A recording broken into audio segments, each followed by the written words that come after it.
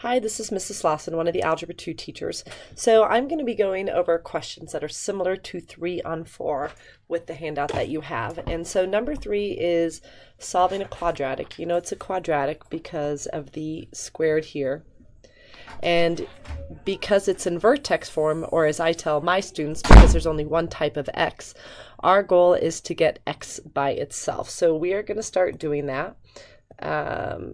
Let me just switch pens. I tell my students, at least my freshmen, we draw a line down the middle. And I also tell my students to write the order of operations backwards.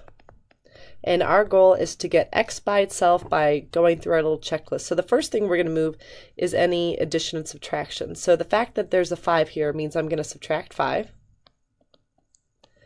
On the left side, we're still left with the 2 and x minus 4 squared. And on the right side, we're left with 80. And now I'm going to move any multiplication or division. So you don't want to move the 2 in. You don't want to distribute it. What you want to do is get it to the other side. So what we're going to do is move the multiplication division. We're going to divide by 2. So these 2's, as we like to say, cancel out. And then over here on the right side, we're left with 40. And on the left side, we have x minus 4 squared. And now I'm going to keep solving. The next thing I'm going to do is get rid of my exponent.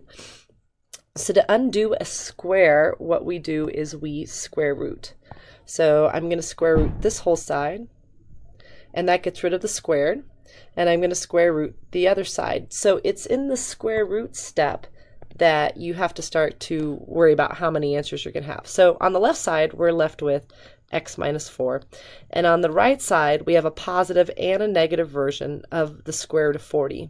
So at this point, maybe you want to start to think about in chapter 5 and, when we were solving quadratics, is that there is the chance that the square root of 40, although it's not perfect, it may have parts to it that are perfect. So what you would want to do is find your factors of 40 that are perfect. And when I look at the factors of 40, I can break that up into the square root of 4 and the square root of 10. And then the square root of 4 can become a 2 along with the square root of 10. So I'm going to move this a little bit further down, and I want you to see the problem this way now. X minus 4 equals the positive and the negative version of 2 square root of 10. So at this point, now to get x by itself, I just need to move the 4 to the other side. So when I do that, I'll be adding it. And the traditional way to write the answer is 4 plus 2 with the square root of 10. And then the second answer comes from 4 minus 2 square root of 10. So this is the final answer. If you wanted to use your calculator and find the decimal amounts, you could do that, but this is the answer that we are looking for as far as this mile marker goes. All right, moving to the next question. So here, because there's more than one type of x, what I tell my students is we are going to have to factor. So our first step of all factoring is always to look for a GCF. Is there a greatest common factor? And I don't see anything that can come out of all 3 of these. And then the other thing I should have mentioned is in order to factor, it does need to equal 0. So that's the case in here. So make sure that when you solve in the other paper that it's equaling 0. So anyway, there's not a greatest common factor. And with 3 terms, our job is to make the x. So I'm going to make the x. And we multiply these, and we're going to get negative 24, x to the 4th. And then our middle term is going to go on the bottom. And so now we need factors of 24 that get us to 5, and that's going to be 8 with x squared and 3 with x squared, and I'll be making the 3 negative. So when I multiply these 2 side numbers, this and this, I get the top, I get negative 24, x to the 4th, and then when I add them, I get the bottom part, I get 5x squared. So what I'm going to do now is I'm going to go ahead and rewrite it into 4 terms. So what's going to happen is this 5x squared is just going to be replaced by this. So I'm just rewriting it, 2x to the 4th. I'm going to put the 8x squared first. It doesn't really matter. And then the negative 3x squared and the minus 12 equaling 0. So it's still the same problem. I still have 2x to the 4th. I have 5x squared and negative 12.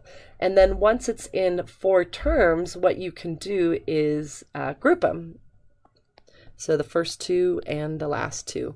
And when you do that, now what we're going to look at is what's the GCF in our first set of parentheses here.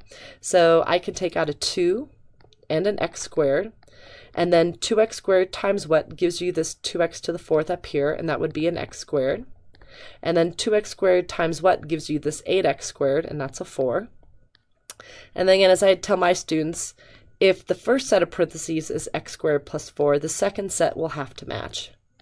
And that's going to force you, when you do the GCF to the second set of parentheses, to factor out a -3, because -3 times x squared is this -3x squared, and -3 times the 4 is the -12. So at this point, I have the factors. I just have to write them. So the matching set's one of them, and the pieces on the outside are the other factors. And now to solve, I need to set each set of parentheses equal to 0 and solve. So I'll start with x squared plus 4. We are using the zero product property, so I'm going to subtract 4. And then I'm going to take the square root. And when I take the square root, remember that's where you get two answers, a positive and a negative.